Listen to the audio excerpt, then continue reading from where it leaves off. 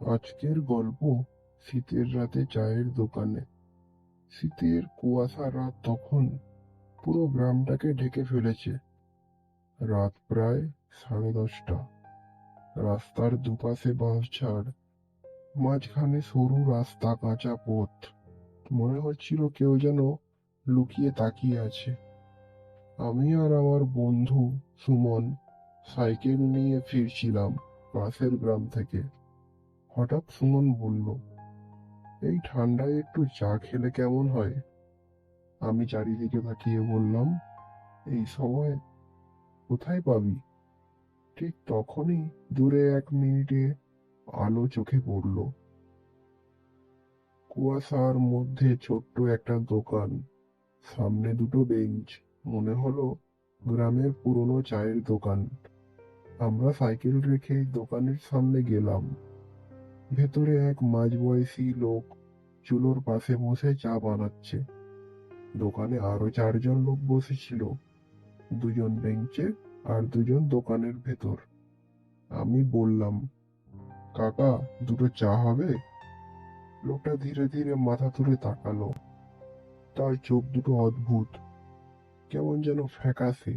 সে কিছু না বলে মাথা নাড়ল। আমরা বেঞ্চে বসে পড়লাম।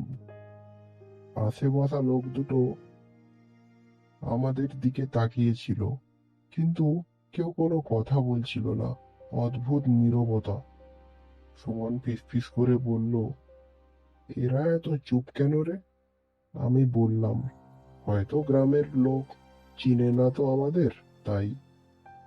চা এলো, গরম ধোঁয়া উঠল, কিন্তু কাপটা হাতে নিয়ে আমার কেমন যেন অস্বস্তি লাগলো। চা থেকে কোনো গন্ধই আসছে না। আমি দোকানদারকে জিজ্ঞেস করলাম, কাকা, দোকানটা কতদিন হলো চালাচ্ছেন? সে ধীরে উত্তর দিল, অনেক বছর। তার গলাটা যেন খুব দূর থেকে আসছে। এদিকে পাশের লোক দুটো হঠাৎ আমাদের দিকে তাকিয়ে হেসে উঠল। সেই হাসি স্বাভাবিক না, কেমন যেন শুকনো, ফাঁপা। আমার গা শিরশির করে উঠল। হঠাৎ খেয়াল করলাম দোকানের ভেতরের লোক দুটো মাটিতে বসে আছে, কিন্তু তাদের পা মাটিতে ছোঁয়া নেই, যেন একটু ভাসছে।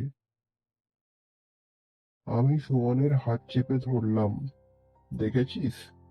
সুমন ধীরে ধীরে মাথা নাড়ল। তার মুখও ফ্যাকাশে।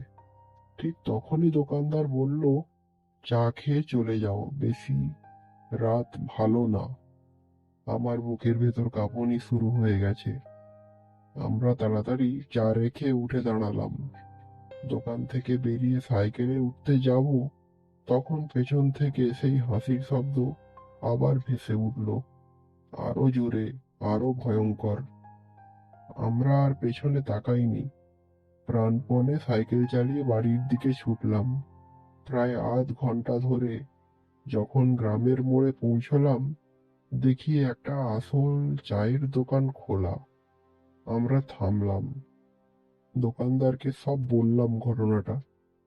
লোকটা চুপ করে শুনে বলল, তোমরা কি ওই পুরনো বাঁশঝাড়ের পাশে দোকানটা দেখেছো? আমরা মাথা নাড়ালাম। সে বলল, ওখানে আগে একটা চায়ের দোকান ছিল, প্রায় 10 বছর আগে। এক রাতে আগুন লেগে দোকানদার আর কয়েকজন লোক পুড়ে মারা যায়। তারপর থেকে মাঝে মাঝে নাকি লোকজন ওই দোকানটা দেখে। আমার গা ঠান্ডা হয়ে গেল।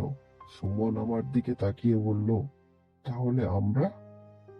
দোকানদার ধীরে বলল, হ্যাঁ, তোমরা যাদের দেখেছো তারা আর এই দুনিয়ায় নেই। সেদিনের পর থেকে আমি আর কোনোদিনও রাতে ওই রাস্তা দিয়ে যাইনি। আর শীতের রাতে কুয়াশার মধ্যে কোনো আলো দেখলে আমি আর কখনো থামি না।